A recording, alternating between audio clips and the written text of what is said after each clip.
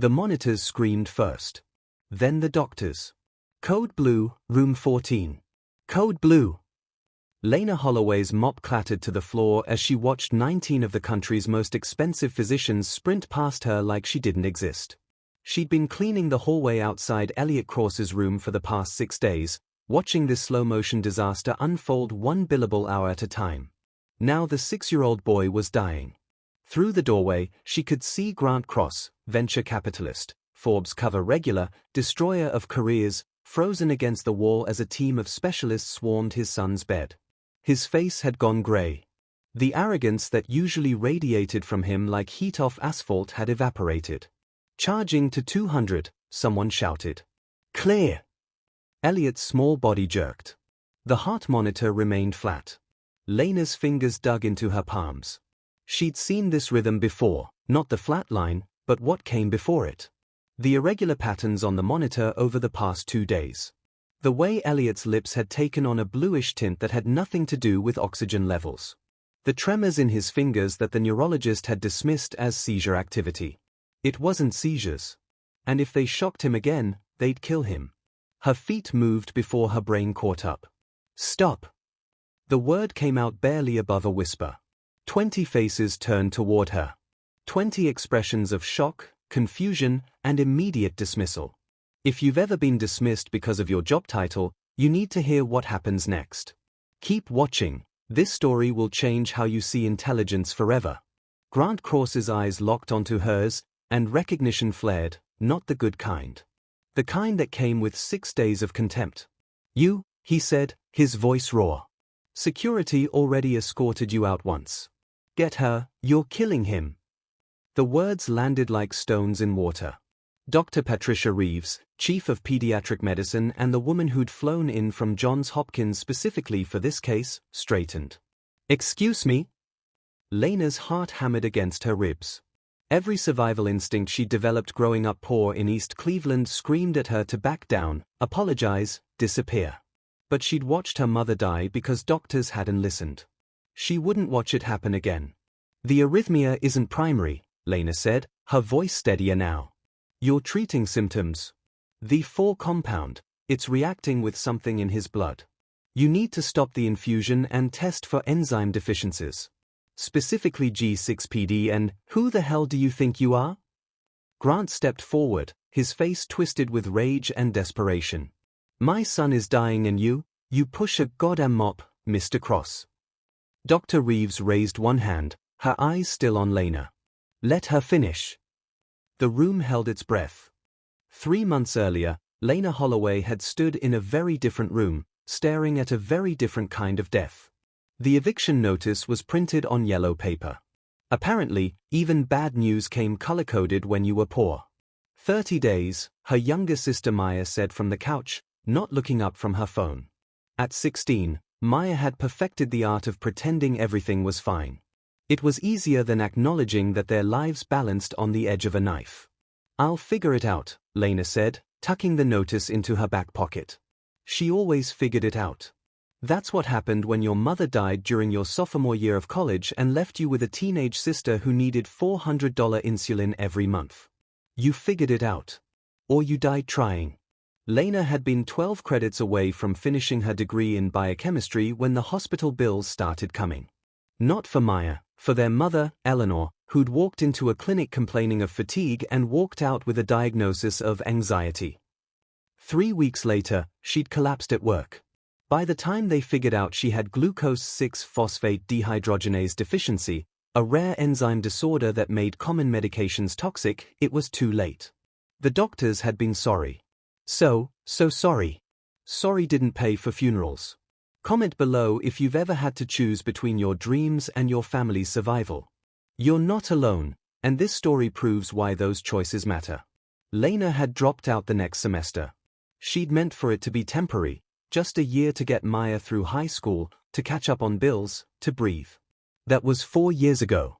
Now she cleaned floors at Hawthorne Children's Medical Center during the day and worked cash register at a 24-hour pharmacy at night. The pharmacy job came with a 15% discount on medications, which meant Maya's insulin only cost $340 instead of $400. Small victories. But Lena hadn't forgotten what she'd learned. Couldn't forget, even when she wanted to. Her brain didn't have an off switch. It catalogued patient charts she glimpsed while mopping. It noticed when nurses administered medications in the wrong order. It tracked patterns in symptoms that doctors dismissed as coincidence. She'd learned to keep her mouth shut about what she saw. Smart poor girls who spoke up didn't stay employed. "You're doing that thing again," Maya said, finally looking up. "What thing?" "That thing where you stare at nothing and I know you're solving some medical mystery in your head." Maya's voice softened. "You miss it. School." "I'm exactly where I need to be," Lena said automatically. It wasn't a lie. Not exactly. Maya needed her. That was true. But late at night, when her sister was asleep and the apartment was quiet except for the drip of the kitchen faucet they couldn't afford to fix, Lena let herself remember. The thrill of understanding complex systems. The beauty of biochemical pathways. The moment when scattered symptoms suddenly formed a pattern, a diagnosis, a cure. She remembered the person she'd almost become. One day, Maya said quietly, "You're going back." Lena smiled. "Sure, kid. One day." Neither of them believed it. But 6 days later, when Lena pushed her cleaning cart past room 14 for the first time and saw the most expensive medical team in the country crowded around a dying child, something shifted. She stopped. She looked at the monitors. And she saw what they couldn't. Grant Cross was the kind of rich that made other rich people uncomfortable. Not because of how much money he had, though the $8 billion helped, but because of how aggressively he wielded it. Money was a weapon in his hands, and he'd spent 20 years proving that any problem, any obstacle, any person could be bought, bypassed, or bulldozed. Until his son stopped waking up. Elliot Cross had been admitted to Hawthorne 6 days ago with what initially looked like a bad case of flu. Fever, fatigue, some confusion. Nothing the pediatrician couldn't handle. Then the seizures started. Then the unresponsive episodes. Then the coma. By day 3, Grant had assembled a medical dream team, Harvard neurologists, Stanford geneticists, a Mayo Clinic immunologist who'd flown in on private jet. 19 specialists total, each billing at rates that could fund a small hospital. They ran every test. Ordered every scan. Consulted every database. Nothing. Elliot's condition worsened by the hour, and for the first time in his adult life, Grant Cross encountered a problem money couldn't solve. It made him cruel. Lena saw it happen in real time. She'd been assigned to room 14's hallway on day 4. The hospital rotated cleaning staff to prevent attachment, a policy that seemed designed to remind people like her that they were interchangeable. She was wiping down the nurse's station when Grant emerged from his son's room, phone pressed to his ear. "I don't care what the board says," he snapped. "Fire him. Fire his supervisor. Fire everyone in that department and find me people who actually—" He stopped mid-sentence, noticing Lena for the first time. His eyes traveled from her face to her uniform to the mop bucket, and something flickered in his expression. Not quite disgust. Worse than that. Dismissal. She was furniture to him. Scenery. If this makes you angry, it should. Stay with this story, because what happens next will restore your faith in justice. Share this if you believe smart people deserve respect regardless of their paycheck. Lena ducked her head and kept cleaning. But 30 minutes later, when she entered room 14 to empty the trash, she made the mistake of looking at the monitors. The EKG pattern was wrong. Not dramatically wrong, not the kind of wrong that made alarms sound. But wrong in a way that made her skin prickle with recognition. She'd seen this before. Her mother's monitor had looked exactly like this 3 days before she died. "Is there a problem?" Lena jumped. Dr. Harrison Kim, one of the Stanford cardiologists, stood in the doorway with his arms crossed. "No, sir. Sorry."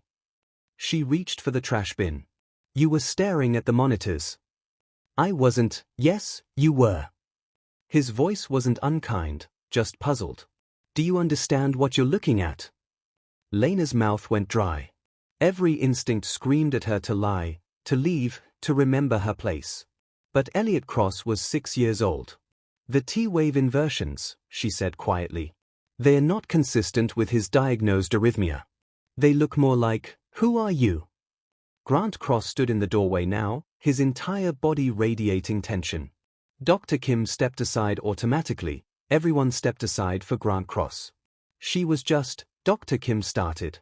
I asked her. Grant's voice could have cut glass. He advanced into the room, and Lena felt herself shrinking back. What did you just say about my son's condition? I'm sorry, I shouldn't have. No, please. Continue. His smile was vicious. Clearly, 19 of the world's leading physicians have missed something that you, a woman who cleans toilets for minimum wage, have brilliantly deduced. The room went silent. Dr. Kim looked at the floor. 2 nurses found urgent business elsewhere.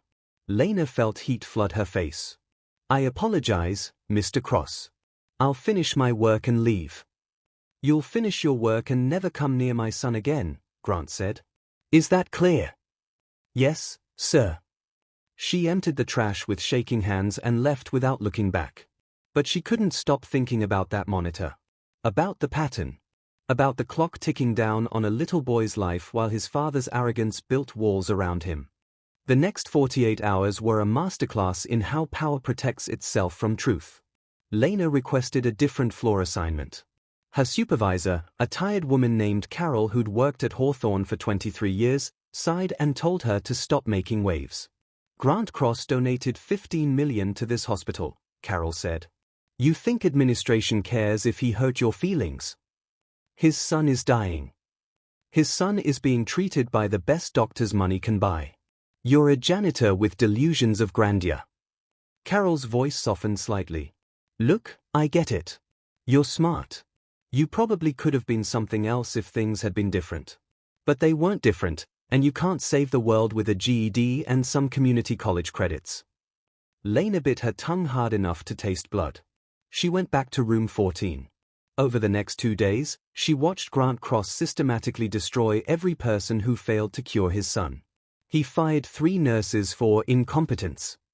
He threatened lawsuits against 2 doctors who suggested moving Elliot to a different facility. He donated another $5 million to the hospital during a particularly heated argument with the chief of staff, not because he was grateful, but because it let him say "I own you" without actually speaking the words.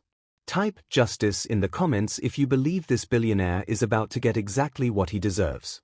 You won't believe what's coming. And every time Lena entered the room, because Carol refused to reassign her, because the universe apparently had a cruel sense of humor, Grant made sure she knew exactly what he thought of her. Still here? He'd say, not looking up from his phone. Amazing, he remarked once, how confidence comes with ignorance. You actually believe you could help, don't you? The worst part wasn't the cruelty. The worst part was watching him be right about one thing: people listen to money. On day 6, Lena overheard 2 residents talking in the break room. The janitor who tried to diagnose the cross kid, one said. Did you hear about that? Please tell me you're joking. Dead serious. Apparently she looked at the monitors and started spouting medical jargon.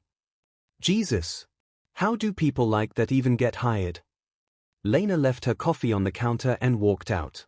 That night, she broke protocol. She cornered Dr. Kim in the parking garage as he was leaving. He looked exhausted, the kind of bone-deep tired that came from watching a child die in slow motion while being screamed at by a billionaire. Dr. Kim, she said, and he actually flinched. You can't be here. Elliot's seizures are secondary, Lena said in a rush. Something is poisoning him, and the standard treatments are making it worse. If you'd just test him for, stop. Dr. Kim held up one hand. His voice wasn't angry, just defeated. Do you have any idea how many specialists are working on this case? 19. I know. Right. 19. Combined, they have maybe 400 years of medical experience. You think they miss something obvious? You think a cleaning woman with a high school diploma sees what they can't? My mother had G6PD deficiency, Lena said. The words came out strangled. She presented exactly like this. The doctors missed it until, I'm sorry about your mother.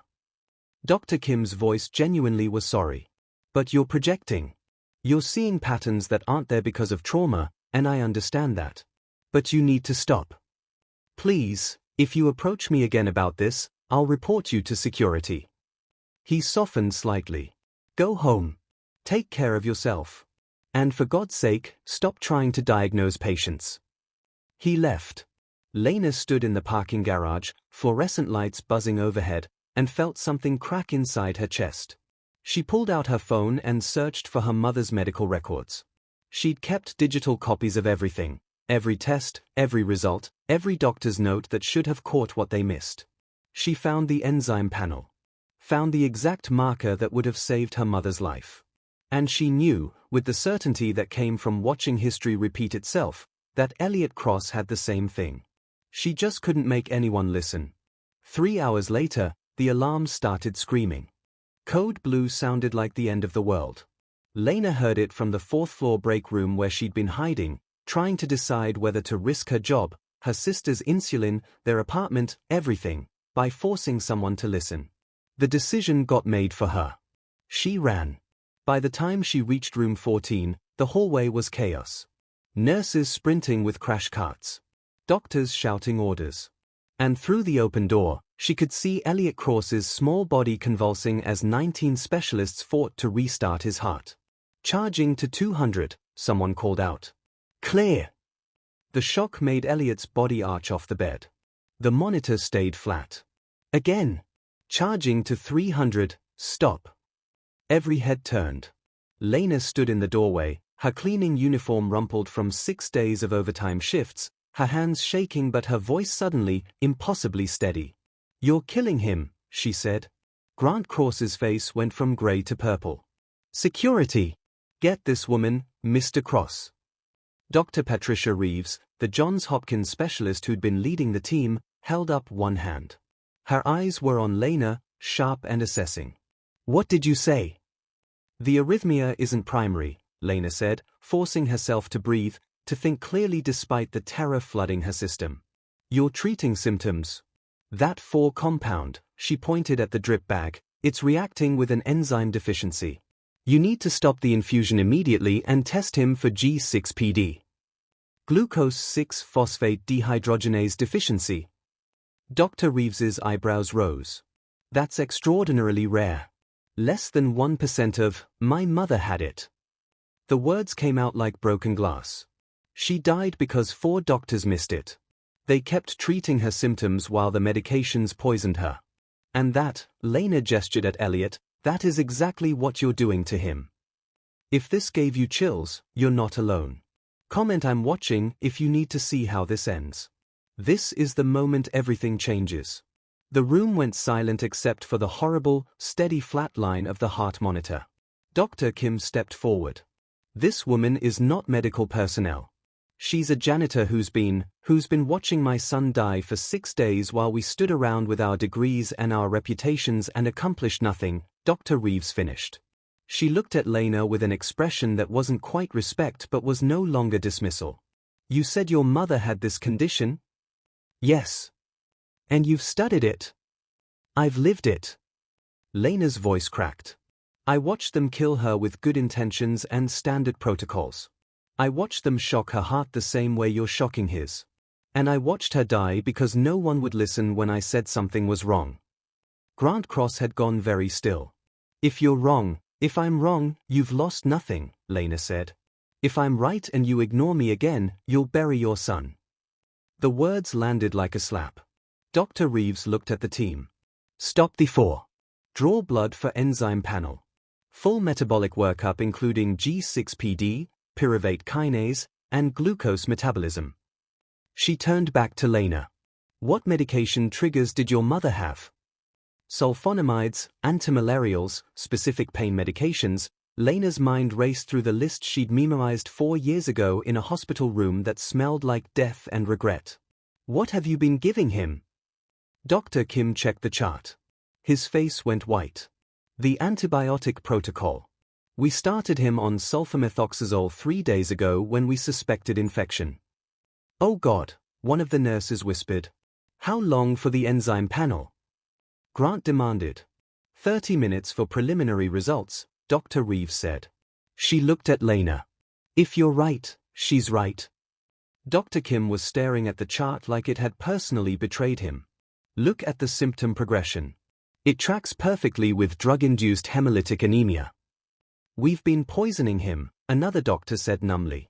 Grant Cross made a sound like he'd been punched.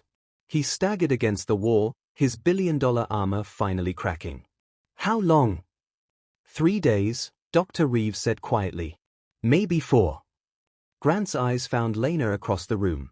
She saw the moment it hit him, really hit him. That the woman he'd dismissed, humiliated, and tried to have removed from his son's presence was the only reason Elliot might survive. Test him, he said hoarsely. Do it now. Dr. Reeves nodded to the team. They moved with new urgency, new purpose. Lena's legs gave out.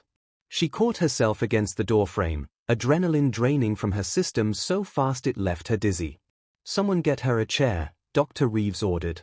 A nurse guided Lena to a seat outside the room. Through the open door, she watched them work. Watched them stop fighting symptoms and start treating the cause. 28 minutes later, a resident emerged with a tablet. His hands were shaking. G6PD deficiency, he said. Severe variant. The antibiotic protocol we've been using, his voice broke, we've been destroying his red blood cells for 3 days. Dr. Reeves stepped into the hallway. She looked at Lena for a long moment. What's your name? She asked. Lena. Lena Holloway. Lena Holloway. Dr. Reeves repeated it like she was committing it to memory. You just saved that child's life. Inside the room, Elliot's monitor suddenly beeped. One beat. Then another. Then a rhythm, irregular, struggling, but alive. Grant Cross collapsed into a chair and put his face in his hands. And Lena sat in the hallway, still wearing her cleaning uniform, and watched the world's most expensive medical team stabilize a 6-year-old boy using the knowledge that had come from her mother's death. Sometimes the cost of wisdom was unbearable. But sometimes, just sometimes, that wisdom saved a life. Elliot stabilized over the next 6 hours. Not miraculously. Not like the movies. But steadily, incrementally, his body responded to treatments that finally addressed the actual problem instead of making it worse. Lena watched from the hallway, unable to leave and unable to fully enter. She existed in the liminal space between vindication and uncertainty, waiting for someone to tell her what happened next. Carol found her at 3 a.m., slumped in a chair outside room 14. You should go home, her supervisor said. Not unkindly. I know. You're still on the clock. That's 6 hours of overtime they probably won't approve. I know. Carol sat down beside her. For a long moment, neither spoke. The hospital at night had its own rhythm, quieter than daytime chaos but never truly silent. Monitors beeped. Footsteps echoed. Somewhere down the hall, a child cried. My daughter almost died when she was 4, Carol said finally. Appendicitis. The ER doctor thought it was stomach flu, sent us home. By the time we came back, it had ruptured. She paused. A nurse saved her life. 22-year-old kid fresh out of school who insisted something was wrong. The doctor yelled at her. She didn't back down. Lena turned to look at her supervisor. I'm not saying what you did was smart, Carol continued. Career-wise, it was incredibly stupid. But, she stood, brushing invisible lint from her scrubs, some things matter more than careers. She left before Lena could respond. At 4 a.m., Dr. Reeves emerged from Elliot's room and found Lena exactly where she'd been for the past 6 hours. His asking for water, Dr. Reeves said. That's a good sign. That's a very good sign, Lena agreed. Where did you study? Before you, Dr. Reeves gestured vaguely at Lena's uniform. Cleveland State. Biochemistry major. I was 12 credits from graduating when my mother got sick. And after she died? After she died, I had a 16-year-old sister with type 1 diabetes and about $40,000 in medical debt that insurance decided not to cover. Lena's voice was matter-of-fact. She told this story enough times in her head that it had lost its ability to wound. So I dropped out and started cleaning hospitals. Dr. Reeves was quiet for a moment. That's a hell of a sacrifice. It's what you do for family. Still. Dr. Reeves handed Lena a business card. When things settle, and they will settle, call me. I have colleagues at Case Western who might be interested in someone with your diagnostic instincts. Share this story if you believe talent deserves opportunity regardless of circumstances. This is about to get even more shocking. Lena took the card with numb fingers. Dr. Reeves, I can't afford, call me, Dr. Reeves repeated. Then she went back inside. Dawn came slowly through the hospital windows. At 6 a.m., Grant Cross finally emerged from his son's room. He looked like he'd aged a decade overnight. His shirt was wrinkled, his tie long since abandoned. The commanding presence that usually preceded him like a weather system had evaporated, leaving behind just a father who'd almost lost everything. He saw Lena and stopped. You're still here, he said. I'm still here. Why? It was a genuine question, absent of the cruelty that had colored every previous interaction. Lena considered lying, considered giving him the easy answer about professional responsibility or humanitarian concern. Instead, she told the truth. Because when my mother was dying, I stayed in the hallway for 3 days straight.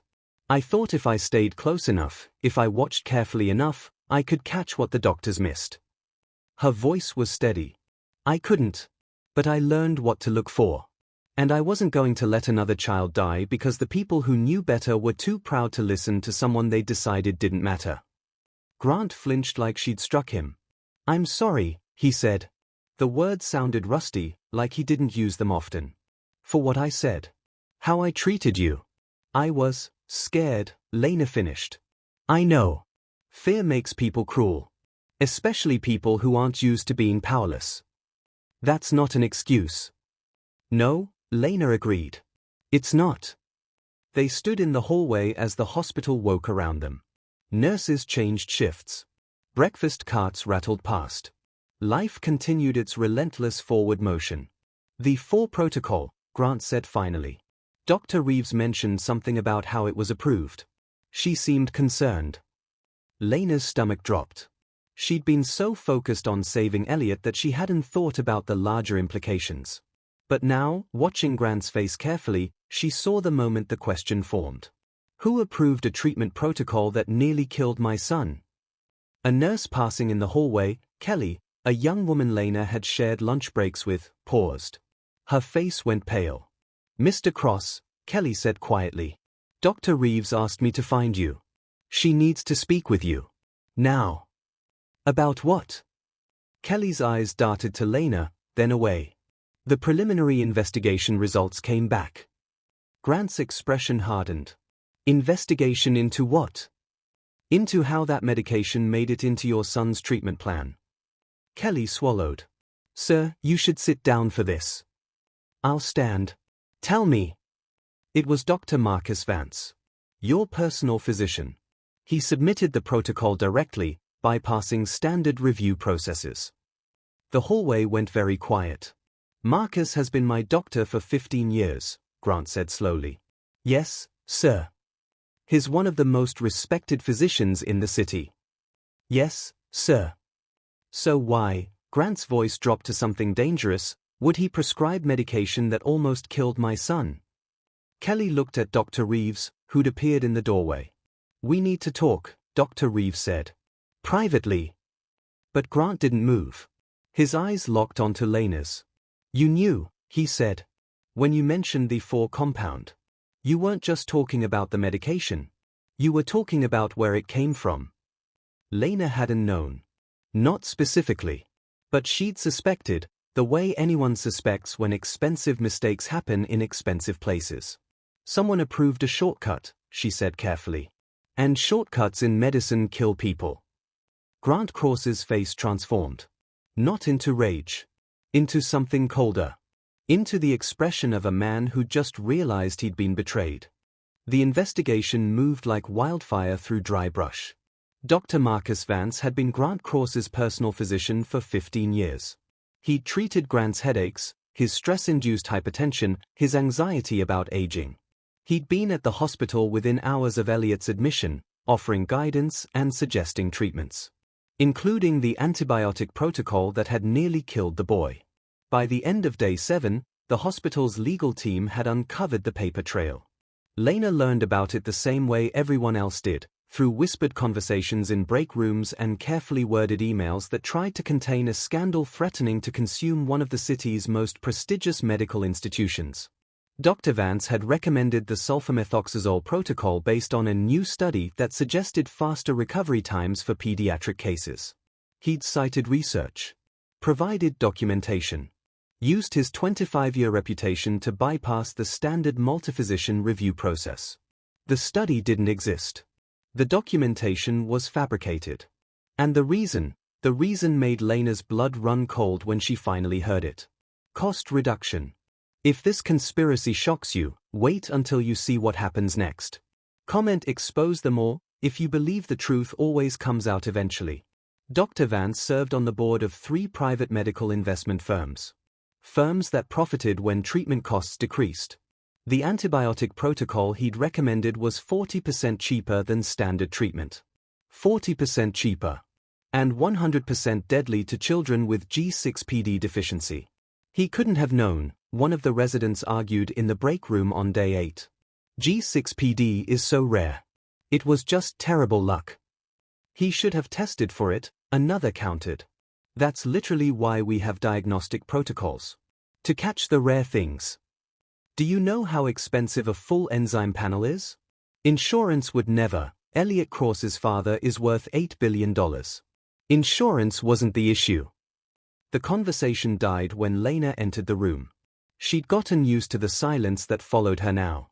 It wasn't comfortable, but it was preferable to the open contempt from a week ago. She poured coffee and left. The scandal broke publicly on day 9. Someone, no one knew who, but Lena suspected Dr. Reeves, leaked the investigation results to a healthcare journalist at the Cleveland Plain Dealer. By noon, every major news outlet had picked up the story. Billionaire's son nearly dies due to cost-cutting protocol. Private physician bypass safety reviews to save money when profit motives override patient safety. Grant Cross's office issued a statement at 2 p.m. Lena read it on her phone during her lunch break, sitting in the hospital cafeteria and trying to reconcile the words on the screen with the man she'd watched crumble in a hospital hallway. I entrusted my son's life to a system I thought was infallible. I was wrong. Dr. Vance's actions represent a betrayal not just of my family, but of every patient who believes their doctor's first priority is their well-being. I will be cooperating fully with all investigations, and I will be funding an independent review of how private physicians can bypass hospital safety protocols. This should never happen to another child. It was a good statement. Well written. Appropriately contrite. But Lena kept reading. I also want to acknowledge that my son is alive today because someone I dismissed, someone I treated with contempt, refused to let me make the biggest mistake of my life. Lena Holloway is a custodial worker at Hawthorne Medical Center. She's also the person who saw what 19 specialists missed. I'm grateful. And I'm ashamed. Lena's phone rang before she finished reading. It was a number she didn't recognize. Hello. Ms. Holloway? This is Jennifer Martinez from Good Morning Cleveland. We'd love to have you on the show to discuss. Lena hung up. The phone rang again. Different number. Ms. Holloway, I'm calling from the Associated Press. She turned off her phone. When she looked up, half the cafeteria was staring at her. Some faces showed curiosity. Some showed resentment, the kind that came from watching someone break unspoken rules about knowing your place. One face showed pride. Maya stood in the cafeteria entrance, still wearing her high school backpack, grinning like Lena had just won an Olympic medal. You're famous, her sister said, sliding into the seat across from her. Like, actually famous. There are news vans outside our apartment. Oh God. It's amazing. They're calling you a hero. A genius. Someone on Twitter started a hashtag, #ListenToJanitors. Maya, I can't, this isn't. Lena pressed her palms against her eyes. I just wanted to help a kid. I didn't want to be a story. Too late. Maya's grin faded slightly. Lena, do you know what this means? It means I'm going to get fired for talking to the press even though I didn't talk to the press. It means people are listening, Maya said. Finally. Do you know how many smart people get ignored every day because they are poor or they don't have degrees or they work low-skilled jobs? She made air quotes around the last two words. You proved that intelligence doesn't come with a price tag. I proved that doctors can miss things. You proved that dismissing people based on their job title can kill. Maya's voice was fierce. And yeah, maybe that makes some people uncomfortable. Good. They should be uncomfortable. Lena wanted to argue. Wanted to explain that making powerful people uncomfortable was dangerous, that drawing attention was dangerous, that being poor and visible was the most dangerous combination of all. But she looked at her sister's face, at the pride burning there, and couldn't. The news vans are going to be a problem, she said instead. The news vans are going to be gone in a week. But what you did? That's permanent. Maya squeezed her hand. Mom would be proud. The words hit harder than expected. Lena had spent 4 years trying not to think about what her mother would think. About the dropped degree, the cleaning jobs, the careful management of poverty that had become her entire existence. But Maya was right. Eleanor Holloway had died fighting to be heard. Her daughter had finally succeeded. Even if the cost was yet to be determined. By evening, the story had evolved. Dr. Marcus Vance released his own statement, denying allegations of impropriety and suggesting that the criticism stemmed from an overreaction to standard medical judgment. He hinted at lawsuits. Referenced his decades of service. Positioned himself as a victim of witch hunt mentality. It didn't work. 3 of his medical board certifications launched investigations by midnight. 2 hospitals where he held privileges suspended them pending review.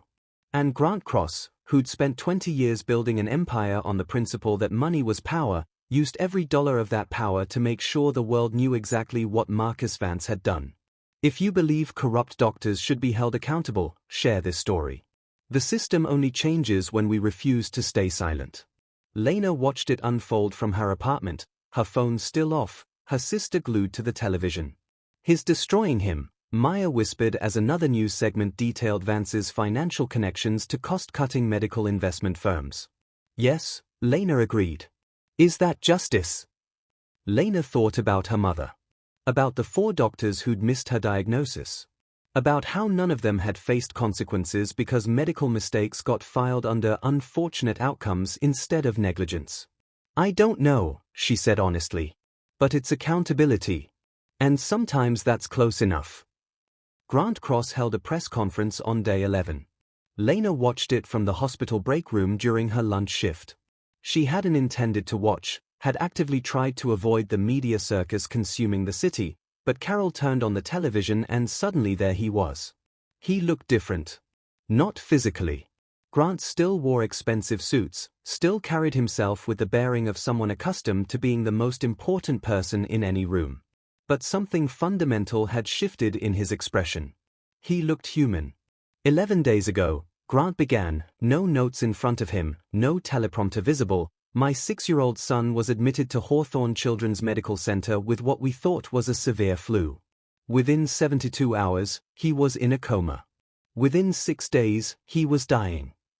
The press corps was silent. I did what any parent with resources would do. I assembled the best medical team money could buy. 19 specialists. The finest minds in pediatric medicine. And I was absolutely certain that between their expertise and my money, we could solve any problem. Grant's jaw tightened. I was wrong. The expertise failed. The money failed. And my arrogance nearly cost my son his life. Camera flashes erupted. Reporters shouted questions. Grant waited for silence. My son is alive today because of Lena Holloway. A woman I treated with contempt. A woman I tried to have removed from my son's floor. A woman whose insights I dismissed because she wore a custodian's uniform instead of a white coat. He paused, and Lena saw him swallow hard. I spent 20 years believing that success was about surrounding yourself with the most expensive people and the most prestigious institutions. I built an empire on that belief. And I raised my son in that world, teaching him that money and status were the measures that mattered. But when it counted, when his life hung in the balance, the person who saved him was someone I decided didn't deserve basic respect. Comment respect, if you believe every person deserves dignity regardless of their profession. This message needs to reach millions. The break room was completely silent now. Even the nurses who'd been dismissive of Lena a week ago watched with rapt attention. Dr. Marcus Vance was my personal physician for 15 years. I trusted him completely. That trust was misplaced. Grant's voice hardened. Dr. Vance approved a treatment protocol that nearly killed my son. He did so to save money, not my money, but the money of medical investment firms he serves on the boards of. He fabricated research to justify his recommendation. And he bypassed hospital safety protocols using his reputation and my name as leverage. The questions erupted again. Grant spoke over them. I'm not here to defend myself. I can't. I created an environment where my doctor felt comfortable taking shortcuts because he knew I valued efficiency and cost-effectiveness. I built relationships with medical professionals based on mutual financial benefit rather than patient care.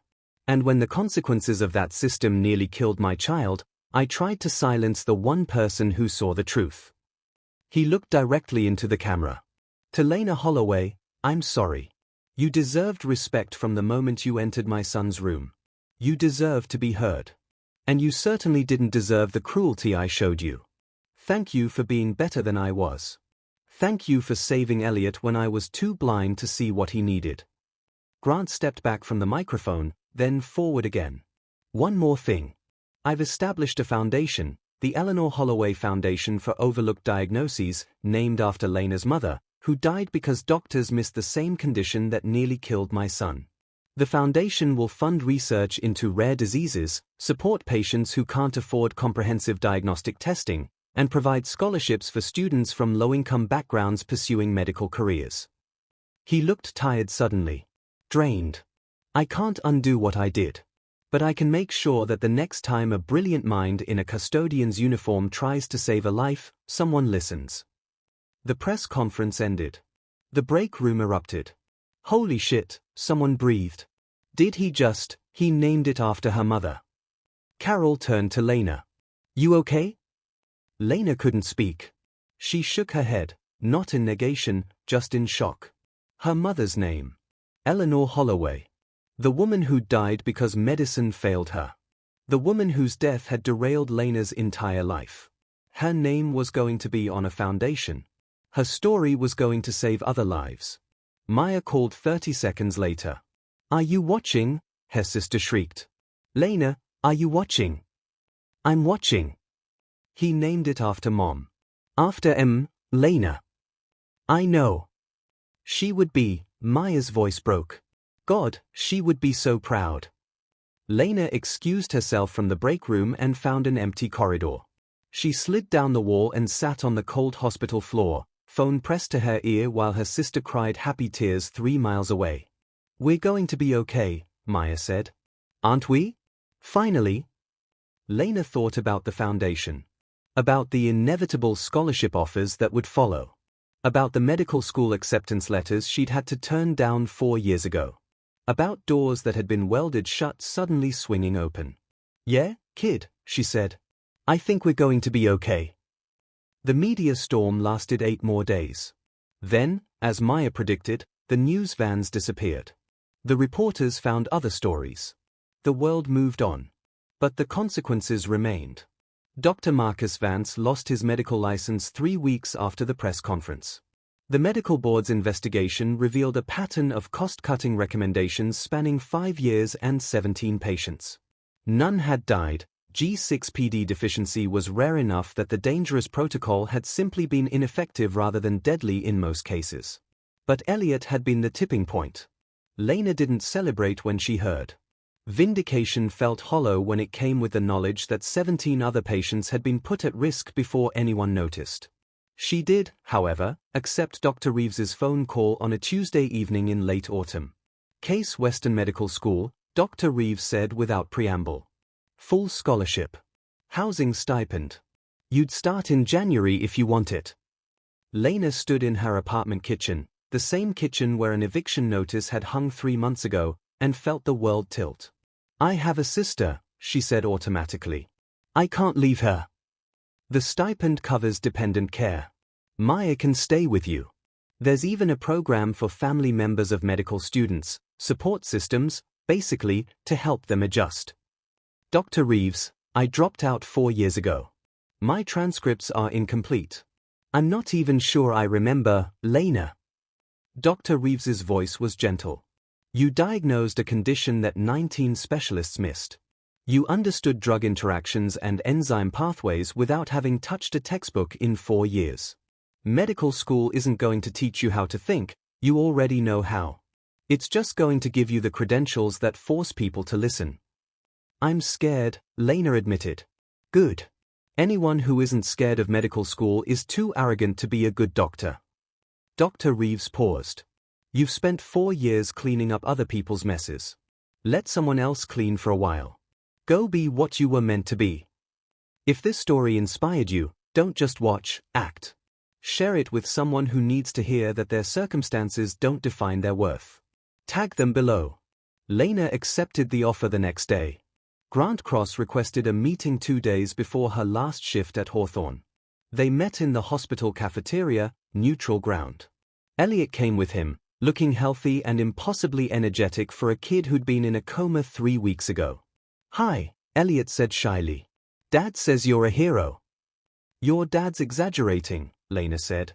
I'm just someone who paid attention. That's what heroes do, Elliot insisted with the certainty of 6-year-olds everywhere. Grant let his son get hot chocolate from the counter before turning to Lena. I hear you're starting medical school.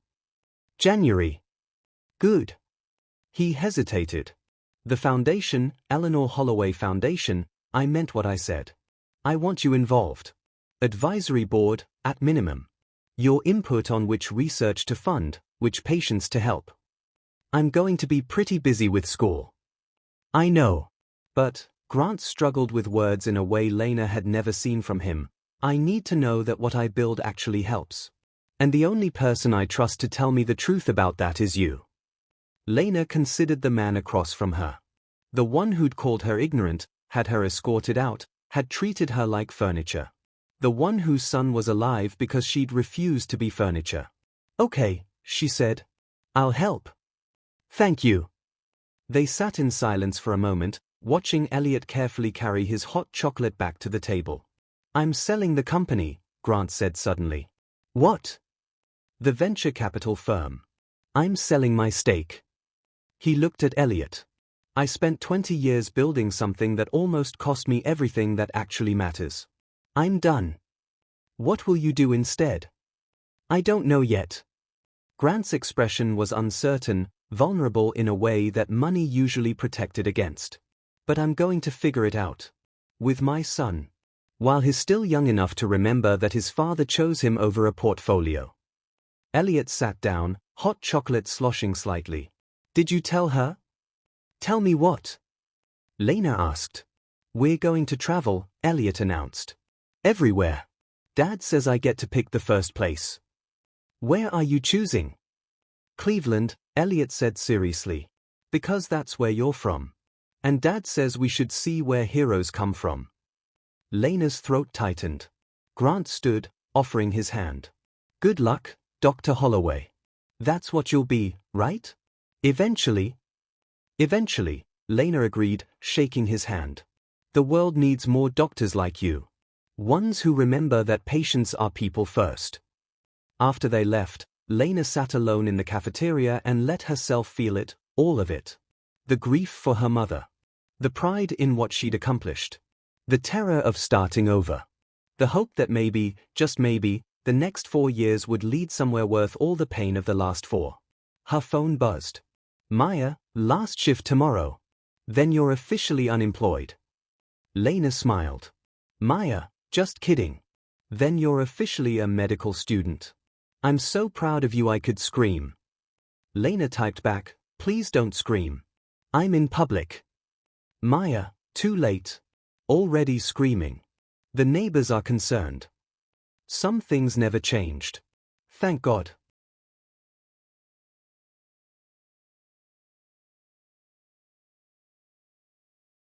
Lena's last shift at Hawthorne Medical Center fell on a Thursday in December.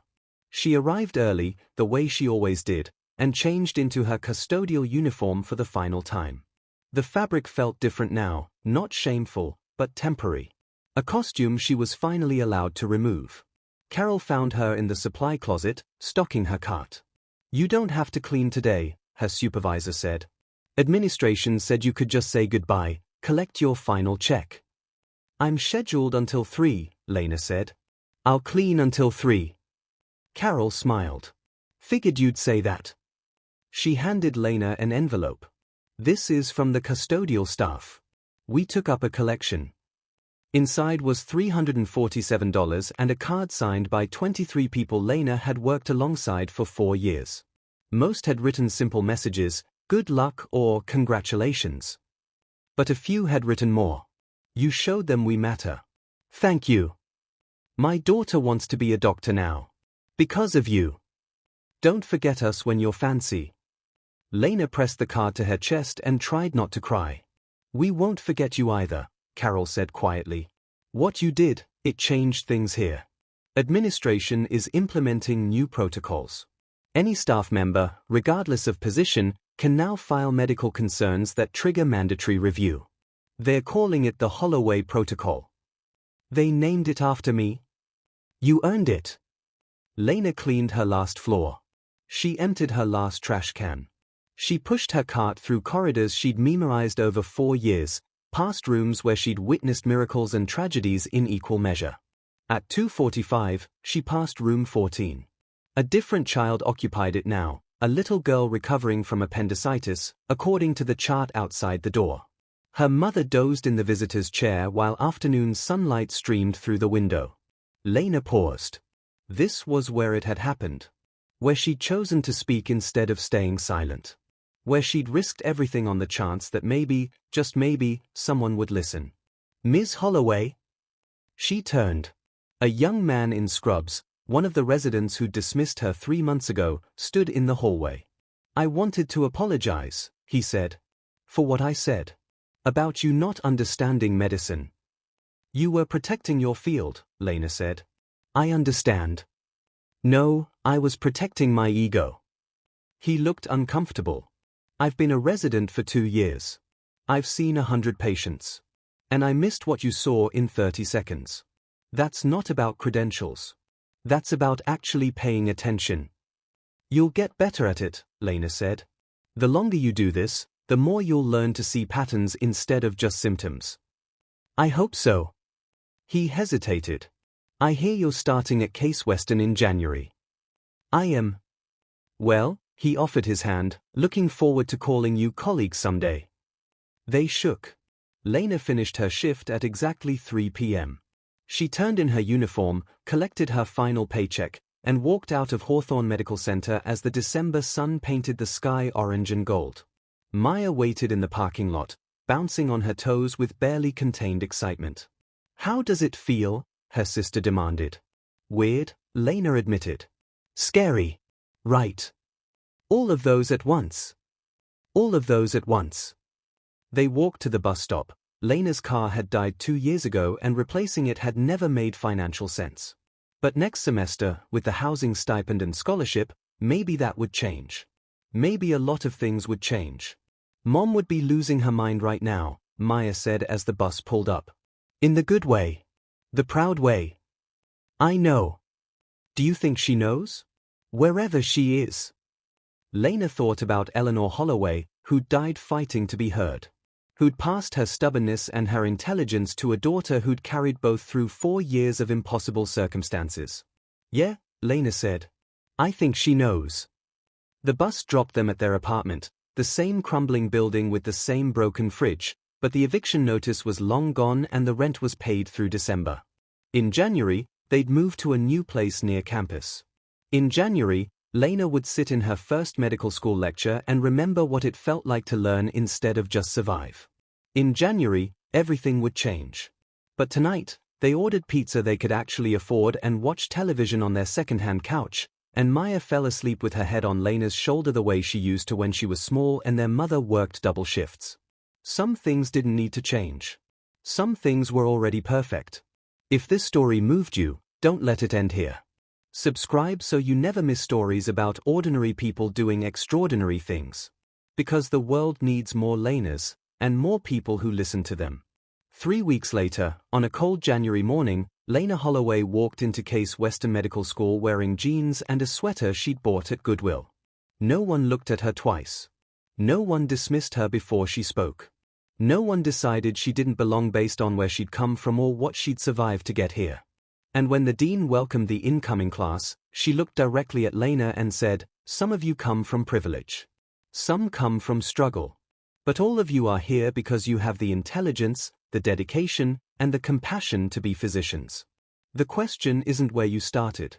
It's where you're going. And who you'll help along the way." Lena thought about Elliot Cross, alive and traveling the world with his father. She thought about the Eleanor Holloway Foundation, funding research and scholarships in her mother's name. She thought about the Holloway Protocol at Hawthorne, ensuring that no voice would be dismissed based on the uniform someone wore. And she thought about the 19 specialists who'd missed what she'd seen, not because they were incompetent, but because they'd forgotten to look beyond the obvious. The world was full of people worth listening to. The trick was remembering to pay attention. Lena opened her notebook. On the first page, she wrote, "Listen to everyone. Especially the ones others ignore." Then she underlined it twice. And began. This is the end of Lena's story, but it's the beginning of something bigger. Share this if you believe intelligence has no price tag. Comment "I'm listening" if you'll never judge someone by their job title again.